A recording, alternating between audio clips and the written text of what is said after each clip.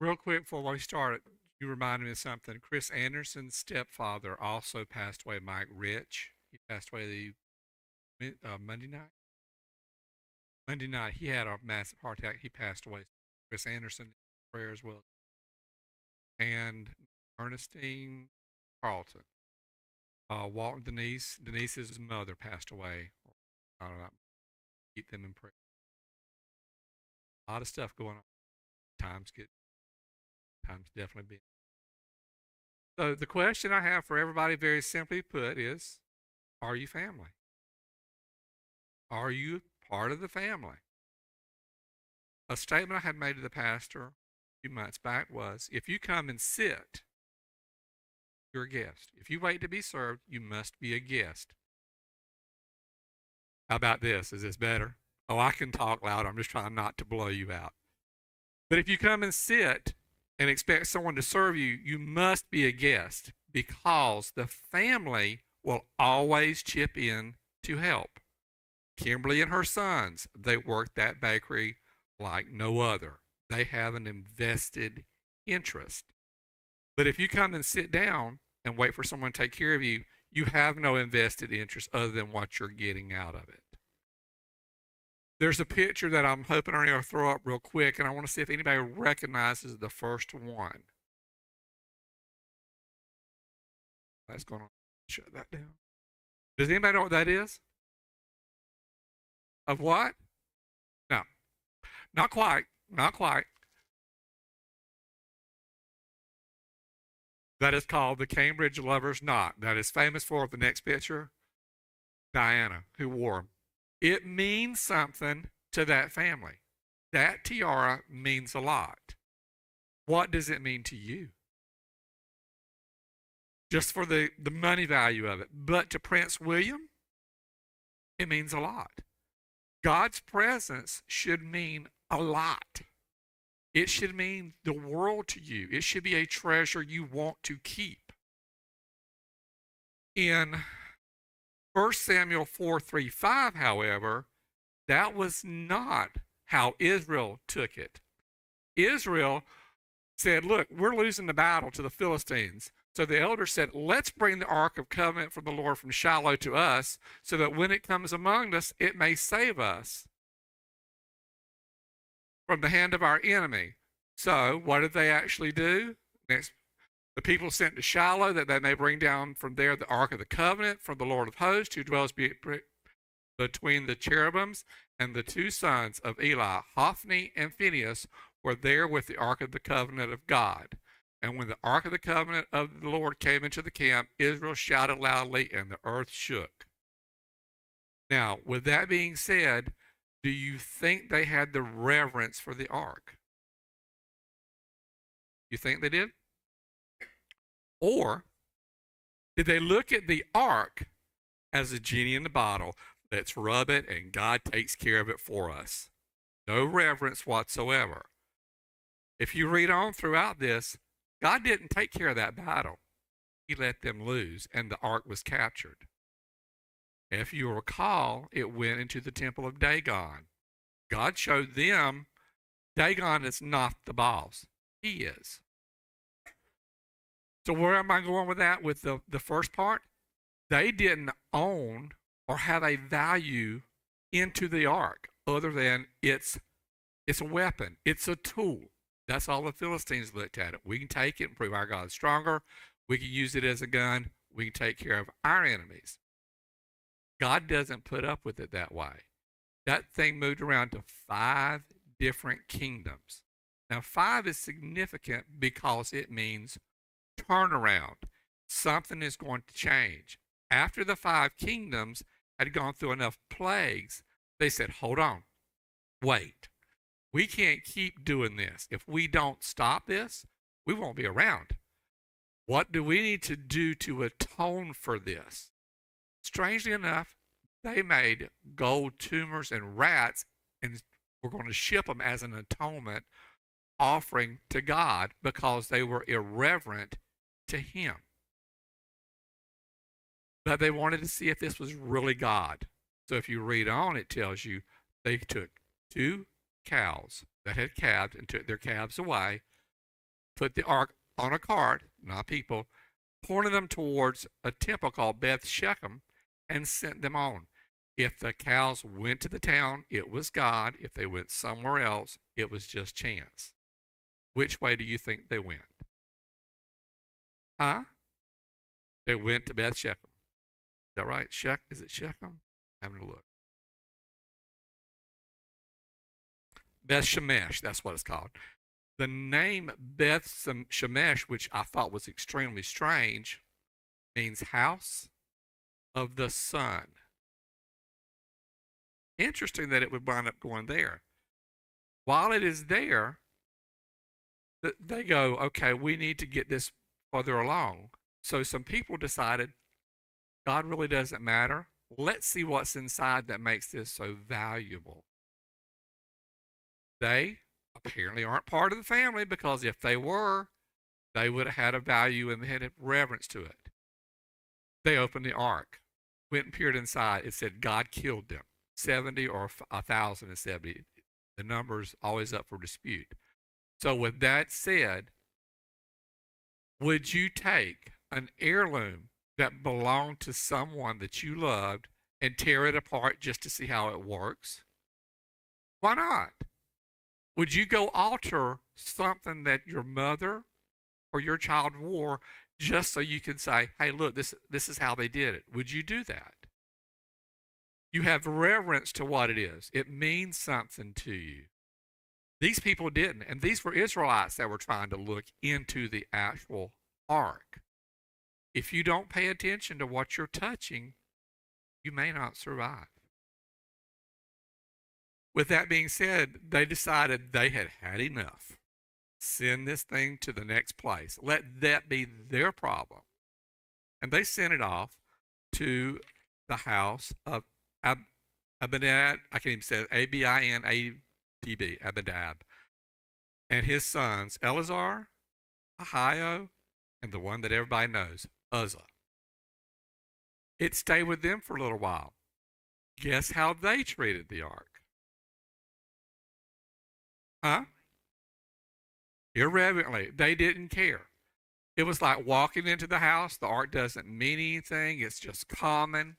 Who cares? It's just a symbol. If they had reverence, do you think Uzzah would have been killed? I don't think so, because he would have known that you don't touch it. But he did. So as they were bringing it, when David had it brought from them to come to him, the ox stumbled, and he touched to steady it. That showed that it was just a common object. It's not holy. God does not play with that very well. It says, I am a jealous God, and he does mean he's jealous. So with that said, Uzzah died, and David was mad because he goes, why did you kill him? We were bringing it to me. We were doing what you asked. But he had to stop and go, what was it that we did wrong? So when he stopped to look, he found out what was going on. But he didn't want to touch it, so he stuck it in the house of Obed-Edom. And that's where the main portion of what I did my study on. Obed-Edom is a Gittite. A Gittite comes from the town of Gath. You know where Gath is? Gath is in the middle of Philistine. And they have a famous person from Gath that every child knows. Goliath. Goliath came from Gath. So did Obed-Edom. Strangely enough, it got stuck in his house for 3 months. But he says, this is something I need to watch. This is something I need to take care of. This is someone I need to honor. So you have somebody that's a Philistine that's living in a Jewish town that God blesses. Now, there is a debate about whether or not he was a Philistine or he's not. But as I have looked through different things, I have noticed Ruth was called a Moabitess. She was not called out of any. Neither was Rahab. Until they become a part, they don't call them Jewish or start doing their lineage. Same with him. They don't do any of his lineage until afterward. So I'm in the firm belief that he was a Philistine who believed in God and got changed. And God blessed him. But he didn't just bless him a little bit, he blessed him a lot. So when David found out how to bring it back, he says, we need to bring this in on the shoulders. So they did as they were prescribed. 6 steps, stop, sacrifice this. And so it took a while. Can you walk 6 steps and do a sacrifice in 10 minutes and then move forward? Don't think so. Sheep and cows do not play with you very nicely. They're a little bit on the rambunctious side. So with that said, he brings them back to show God also has more favor for this Philistine converted who showed respect to God. He made him a gatekeeper. Now, there are 4 gates. All right? There's 4 gates. There's a north, east, a west, and a south. Can you guess which gate is the most traveled, the most important? The south gate. The south gate not only is a gate coming into the tabernacle, it also is the storehouse where everything is maintained. Obed-Edom and them they drew lots. Obed-Edom got the south gate and was put into the tribe. The reason that gate is very symbolic is that the south gate is significantly important, both biblically and historically, because it's a crucial point of access for the people of Judah, symbolizing the transition from the earthly to the divine realms. It's a strategic location for the storage of resources and the management of offerings, reflecting the importance of divine blessing and communal worship. So he took Obed-Edom and gave him a great honor amongst all of them. It also says that he blessed his family because his sons were also listed. He had 8, and every one of those 8 had meanings for their names, such as one was called, I got to find him again.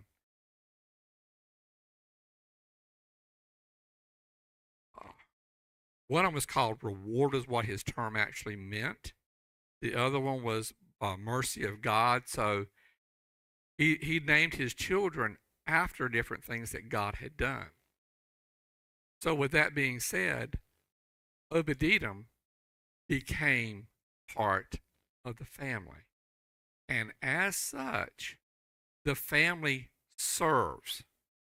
God didn't take one person and that was the only one that served. It was a generational blessing in which all serve. So with that going on like that, it wasn't just a one-time commitment. I'm working my job, I retire, I'm done. Kids go off and do something else. Who cares? That's our concept. Here, not so much. That job transfers to all of them. You all did it. So with that being said, they would watch over that ark and they would take care of it. So some of the things kept in there would be, in the storehouse, would be what? What would you think? What would be an important item in the storehouse? Huh? Maybe. Food. Think about it. This is a storehouse for offerings, for temple, huh? Oil, frankincense, myrrh, gold, things that are used to worship God. That was the storehouse he had control over. Not the treasury, but the storehouse. Now, which one is more important to God? The gold or the worship, the incense? Worship. So he put him over a very important aspect of what he wanted. So this man really got blessed beyond his socks. But with all that said, you have to consider that as a gatekeeper, do you get to decide if you want to come to work? Or I think I'm just going to stay home. I really don't feel it today. Kimberly can do my part. Do you think the gatekeepers back then got to choose? Why not? They were vested. Okay. I can agree with that. Do you think they took pride in what they actually did? Because everywhere that I've looked, it would say Benjamin of the tribe of Judah. Aaron, and they would put the tribe. So if he's Obed-Edom of the Levites, that's an important job, and they will take care of him. His sons held that job. So if right now you decide that you want to lay out and really not work, does that impact your children's job later on? Probably not, because if, with the exception of Kimberly, the rest of us, if I decide I'm not going to work, that has no impact whatsoever on Nathan work-wise, because he's not associated where I work. Here, however, one goes, they all go. So they don't play back then. So some of the things that I've been getting throughout the day and trying to get them to tie together was, this is an important job. And what they're watching is not handmade. So my person that I had asked to be here is not in here right now, so I'll have to use Kimberly instead. I like to cook. And as you can tell, I really like to eat. I really love to eat. And I love ham. Kimberly's had it before. She's had the food I cook. If I was to give you a chance to eat ham, would you take that? Or would you want to eat this? Take ham. Who wants? Huh? You'll take ham. Why not this? Why not this? Okay, well, okay, you don't like that one. How about this one?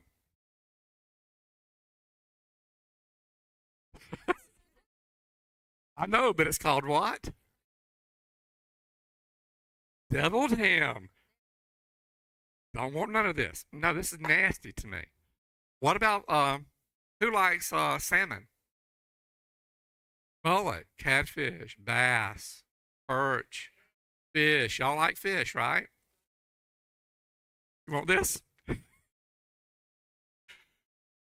So the reason I got this today was to show you that God gives you real things. Man gives you this. Which do you desire to have? Do you wish to watch the storehouse of man or God's storehouse? We're called to watch him, and what he needs, he'll provide for us. This, I'm glad Nathan's not here because he'd be taking that from my hands. He loves them and I can't stand them. It's nasty. But God gives you wonderful things. God gives you real things. So I'm going to ask Brittany a question. Which one has more value? A naturally made diamond that God creates, or the simulated diamonds that man creates? Why?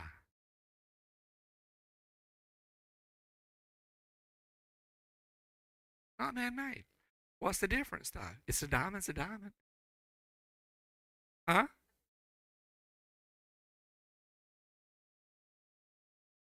Some of them do, but the natural ones, the natural ones, are pressing. They go through it. They go through a massive deal of pressure to change that diamond. Sometimes God puts you through that pressure because you are a valuable, valuable thing to Him to keep in His storehouse, not the fake stuff. And I call it fake because that's exactly what it is. You cannot take a simulated diamond and make it replicate like a real diamond. One throws multicolors, one throws strictly white light. And from what I understand, the real one only does white light. It will do the multicolor pieces, so way you can tell. Do what? I would too, but I remember reading it. I may have them backwards. I'll be the first to admit I can get things confused. I'm old. I'm feeble. Who knows? But the bottom line is, I would prefer what is real, not what's fake. Do you like real coffee or instant coffee? Fake coffee. Real coffee. Strange. Huh? Fresh ground. Okay. The best one I have had is this next one. A weightlifter who is studying and struggling to improve his physique so that he can win a competition. Which one is the most beneficial? Yeah. Actual weights and weight sets, dumbbells and all that? Or a virtual workout on the computer? Which one is going to be more beneficial to him? It is? I do too, but I think the virtual is not going to do him any good. Huh? But yes, that's not what I said. I said the virtual is not going to do anything for him. Huh? The virtual is the second one. It does nothing for him. People will claim it will help him have technique, but he can't learn a technique. He doesn't do it. So once again, we're back to fake versus real. God desires real. God desires holy, not fake holiness or religion. Take your pick what you want to call it. Still the same. He desires what's real because he's not going to put just anything in his storehouse. The other one I had, because this is going to be short because I had lots of things I wanted to, and I'm trying not to jump all over the place. And it's been very hard, is when you're in a warehouse, when you're in a storehouse, do you protect what you watch? Do you guard yourself? Should, okay. Do I just simply say I put a lock and it's good and I don't have to ever worry about it? Why not? You said you got to watch out. Why do you have to watch for it? There's still people rolling. They will. They absolutely will. So here's the thing. You have to be ever vigilant and watch what he entrusts to you. And I will tell you, I have failed many a time. I have 2 sons. I have failed miserably. And I to this day regret it. But all I can do is turn around and try to do better as they do understand the heart. But it's not on me at this point at their age to make sure they know what's right and wrong. Because it says to show yourself. Now, all of this that I've talked about with the storehouse, the treasures, you're his treasure.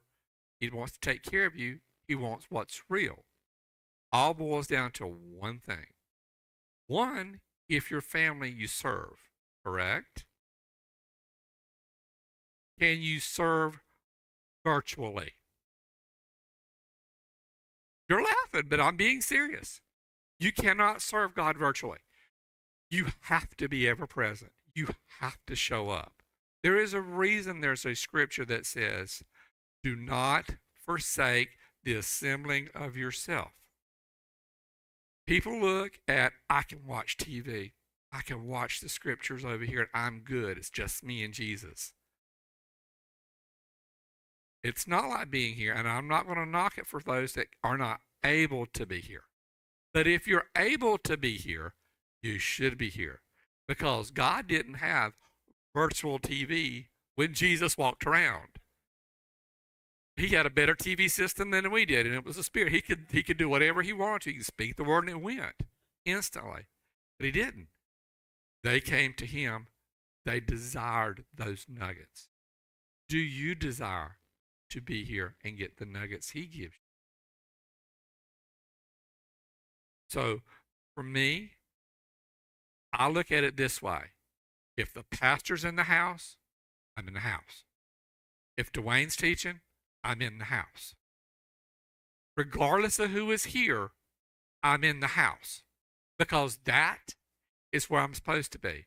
And if I'm a watchman, I'm here to guard. I'm here to guard the treasure and those that he has placed here because I will protect Joan to the death just as much as I would expect she would do likewise with me. I would have her back, she'd have mine. I'm going to protect our pastor, and I'm going to be here supporting him. People think that I hand money and that takes care of it. That's a virtual existence. God has called us to a physical, real existence. Do you want to eat the marriage supper of the Lamb virtually? You want a virtual invitation? If you expect Him to do it physically and be real, then how can you expect to do the same to Him or not do the same? It's not fair. And I am one of those that if I'm going to do this, I expect the same in return. So the question is, are you family and you willing to serve? Or are you a guest being served? Where do you fit? Where do you fit? And I can't answer that for anybody. I cannot.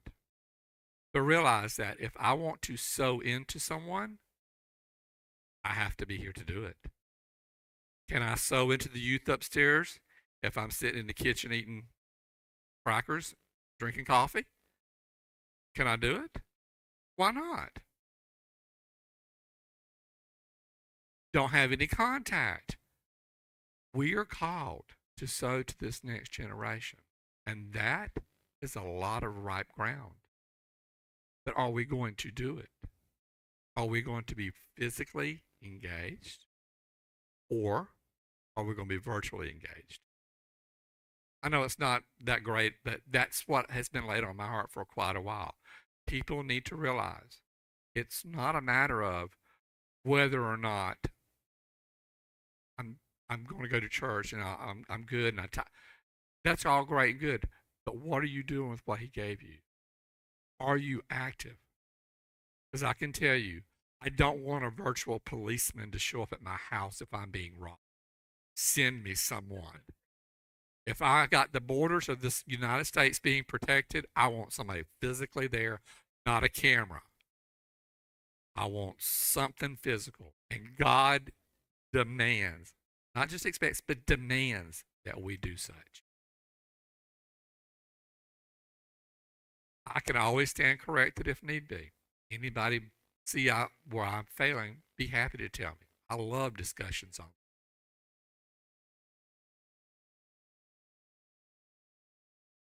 It's a hard one for me, though. It really is. And see, I don't like to stand here. Me, I prefer to sit and do it as a round robin. I like doing it because I am not above anybody. You can ask Kimberly. We do worship practice. We all tell each other how we feel. Some of us a little bit more vocally than others, but still, it's a matter of being real. I'm not here to protect your feelings and make you feel like it's all that great. If it's not, it's not. It doesn't help. But the nature behind it, the true treasure, is how do I treat it? What do I look at it? The one thing, like I said, was the Israelites in the beginning when they started the war looked at the ark. It's an object. It's a weapon. It's a genie in the bottle. Let me rub it on the side and God will take care of my problems. That's not how it works. As you can see, they rubbed it. Did God show up? When they decided to invade His house, they sure did. They wound up dead. God is not here for your beck and call. He's not here for mine. Well, I wish sometimes He could take some things away. Doesn't happen that way. I have to realize it. But He's not a genie in the bottle. So with that being said, then I have to look at, okay, what am I called to do? I'm here to watch our house. I'm here to watch what He's entrusted to me. What few little talents I have, that's what I need to work with and do.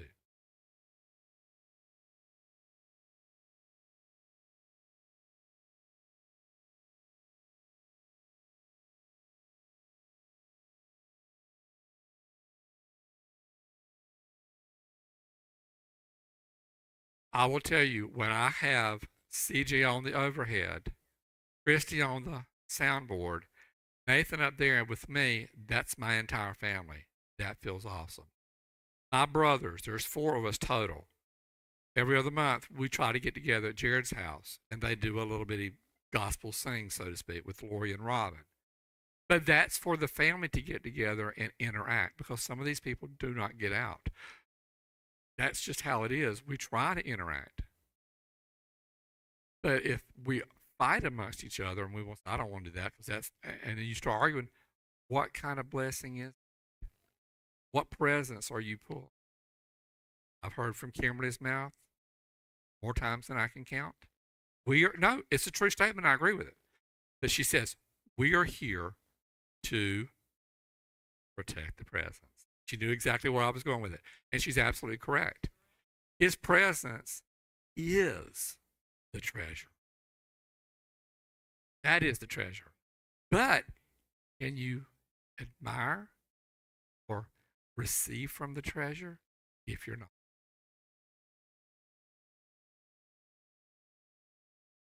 Sure. I'm all about that.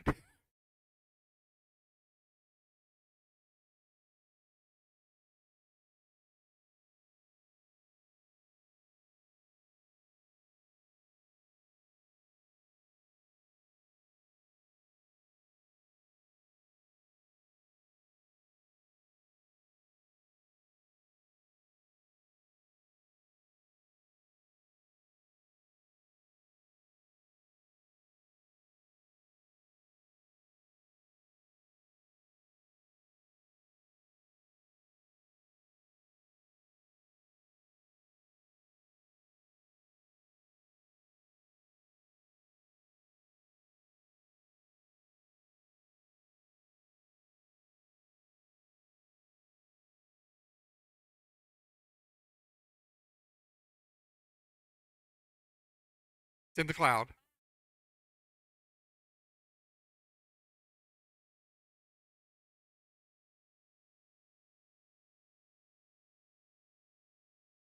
What? Correct. What you actually own is the right to access it. You don't own it.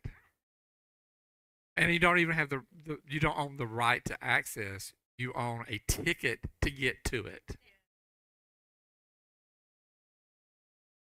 Correct.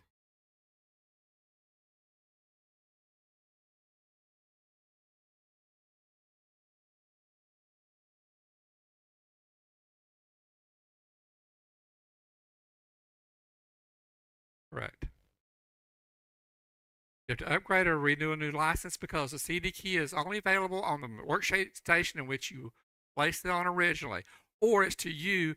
You put it how many you want to, but nobody else can borrow it because if you do that, you violate the contract. No, no, no. I deal with the contract and the license and agreement all the time.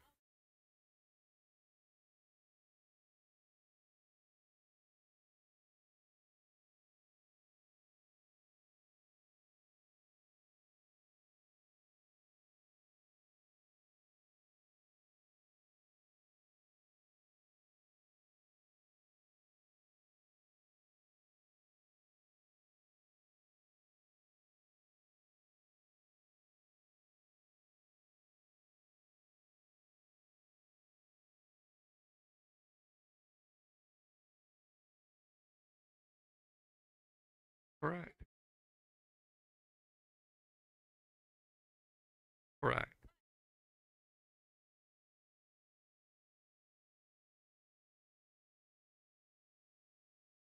But let me tell you why I was going with this. It's because to me, my mom passed away 10 plus years ago, and my dad passed away a few years back, and we finally divvied up some of the stuff from my.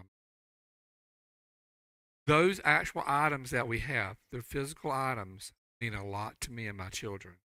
They don't mean that much to anyone else.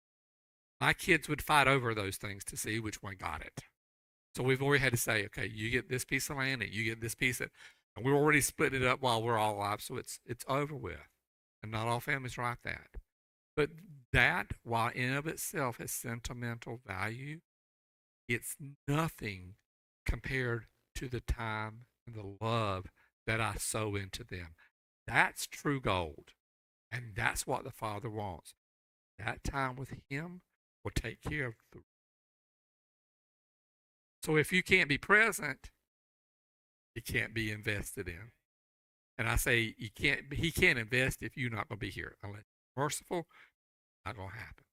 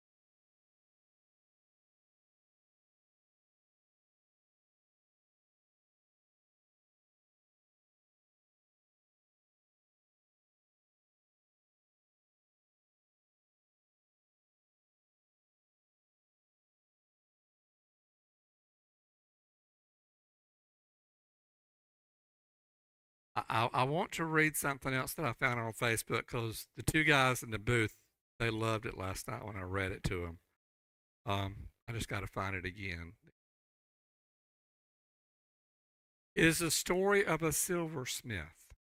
Does anybody remember the Bible story about being a refiner of silver? This goes back to what you're saying. The nuggets God's put into me, the blessings, the treasures, I have to guard. And it means I have to spend time with Him. This one here struck a massive chord with me. There was a Bible study that was going on. And so it says in the actual Malachi 3:3, and he shall sit as a refiner and a purifier of silver. Now, it puzzled a Bible group, and so the members offered to learn the process of refining. Does anybody know how that is done? Okay, I'll read it to you real quick. So, one of the guys took it as his project, and he went to a silversmith. And he asked him if he could watch him work. He said, sure.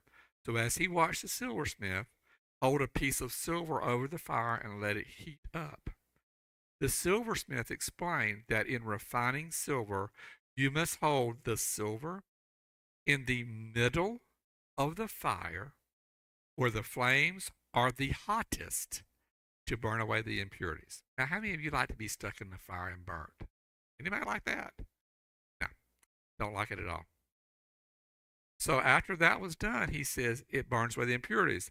Then the member thought about God holding us where we are at the hottest to burn away our impurities. And it said, and he shall sit as a refiner and a purifier. So he asked the silversmith, is it true that he has to sit there and watch it? And the silversmith answers, not only does he have to sit there holding the silver, but he has to keep his eyes on the silver the entire time while it's tested in the fire. If the silver is left a moment too long in the flames, it is destroyed. So you have to leave it long enough to preserve and serve the purpose, but not too long that it gets destroyed. So with that, he goes, okay, how long do you know when the silver is fully refined? Does anybody want to hazard a guess?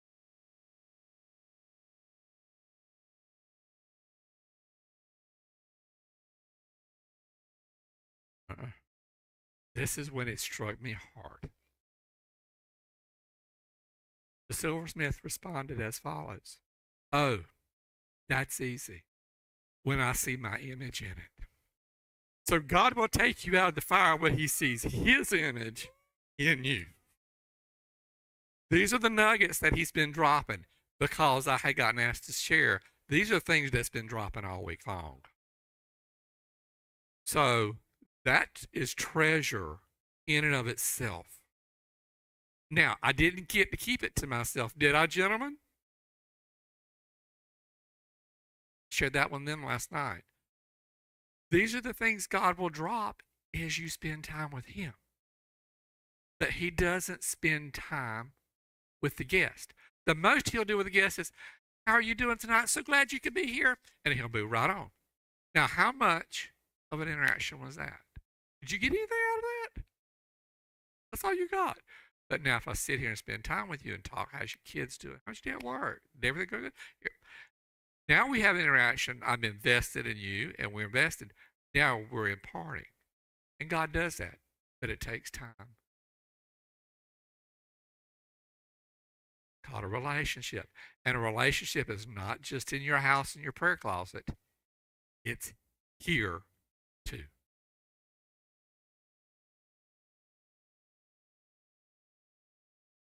Go ahead.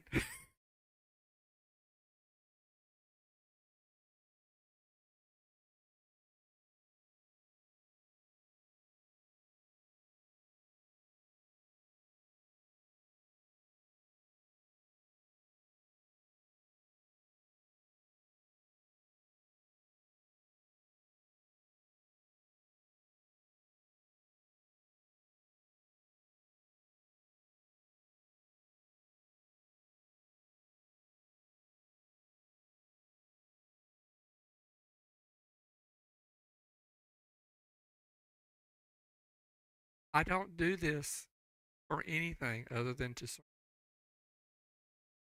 That's the hardest thing for people to understand. It's not about the money. It's not about the power. It's about a title. Because I can tell you, a title doesn't do you anything.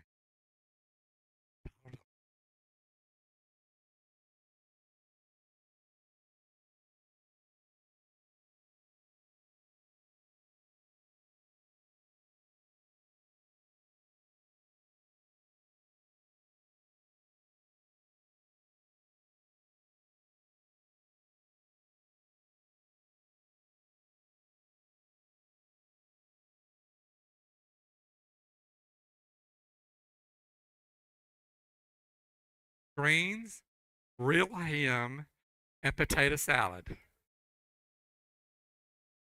That was my mama's. Took her 20 years to get it right.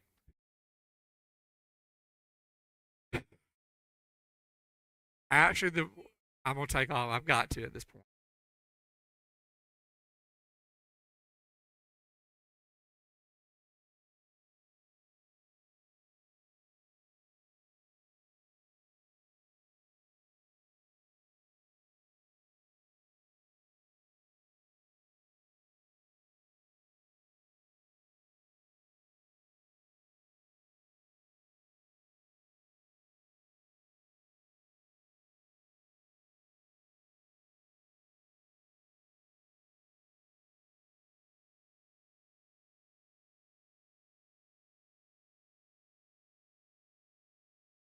Very good.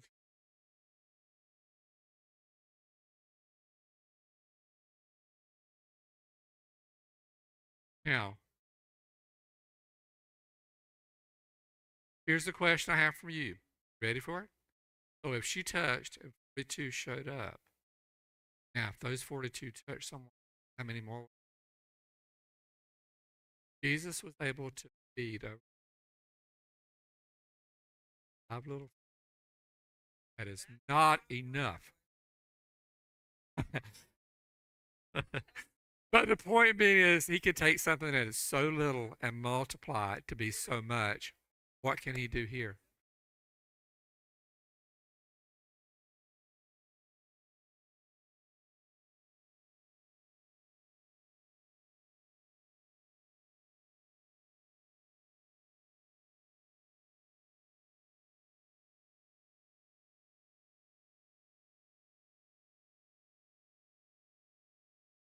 Exactly.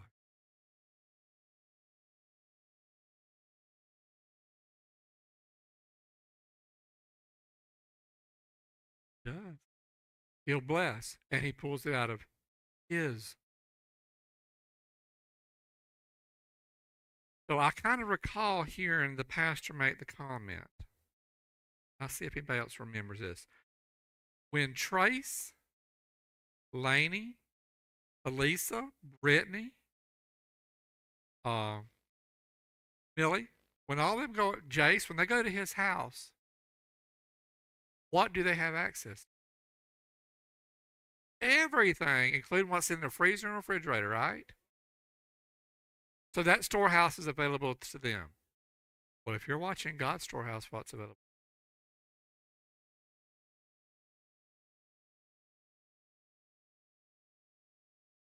Wait a minute.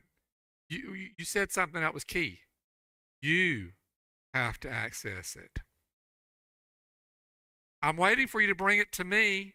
Ain't happening. You.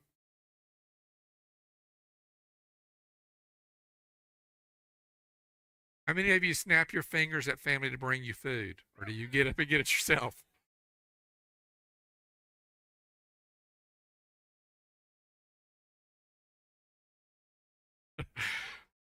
My wife, I will serve. I promise you that one. I will make her a plate and serve it to her. But as for my children, y'all grown able men. Y'all get up and do it yourself.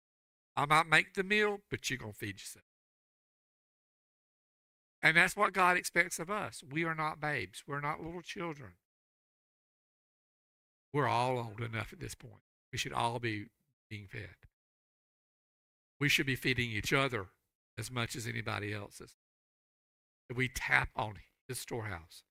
We're at the south gate with the worship, all the instruments are used. We're there. Obadiah means, I think it was red man. It is, but until I started studying Obadiah, I never realized he was out of Gath. I've never thought about that being out of Gath. But I had to look at the word Gittite. And at that point I went, wait a minute, this is different. And he blessed him and put him in the lineage. The Levites, he sure did. He did that with Ruth. He did that with Rahab.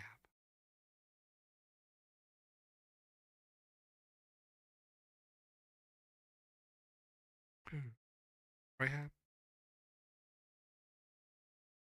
Some other nuggets. I'm going to go ahead and throw it out there because y'all brought it up last night. Ernie was one telling me you ought to share it tonight. Real quick, let me ask you a question. Do you remember Joseph? Joseph was stripped, beaten, and sold by his brothers. Am I right? How many of us would love our family enough after that happened? How many of us would?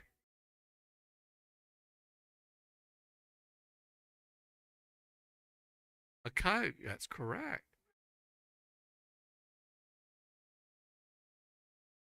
What? He did. His brothers wanted that coat. They didn't want just a coat. They wanted that coat. Servant of Edom, which Edom is man. Servant of man. I remember the Edom part of it. Here's the thing I want you to think about, and this is what floored me after I read it. So Joseph is sold. He winds up in Potiphar. He's lied upon and stuck into prison. Now, he had two dreams that he had to interpret. Does anybody remember those two dreams?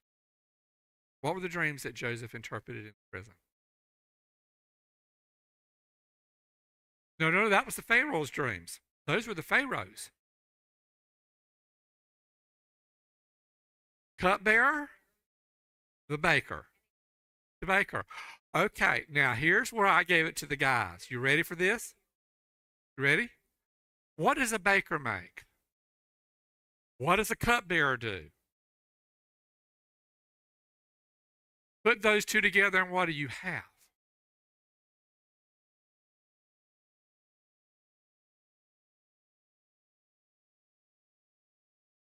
It's throughout the Bible. If you look, I never even connected that together.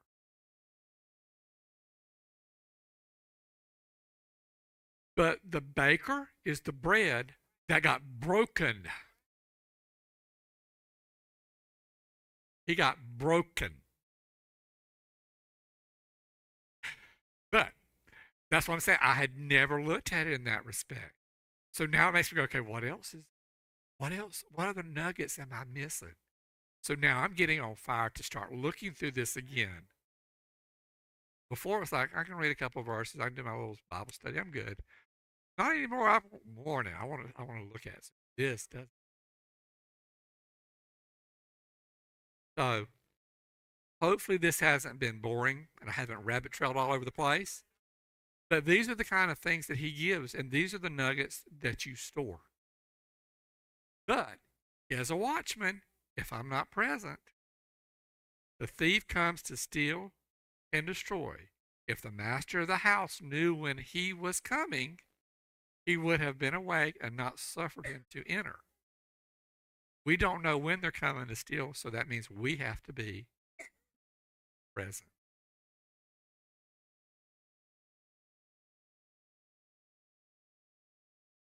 I hope it was okay. Let's see.